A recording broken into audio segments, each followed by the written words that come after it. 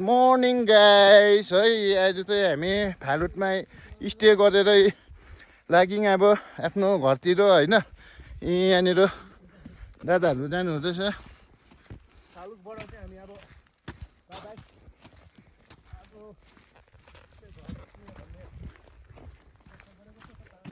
पानीको पनि हल्का उयो भयो मौसम भयो होइन ओ जो खै यता हेर न कस्तो रफ्तार बढाइदिएको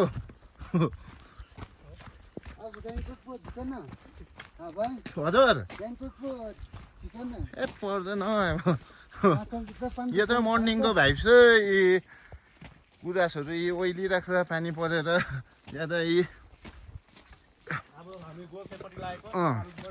यता हेर्दै हो मेसोक्दा अब गोर्खेतिर लागेको होइन फाइनली हामी चाहिँ अब फालुटबाट चाहिँ चेकआउट भएर चाहिँ अब गोर्खेतिर लाग्दैछ सायद हाम्रो अब अझै 23 किलोमिटर जस्तो चाहिँ हामी हाम्रो उयो छ यात्रा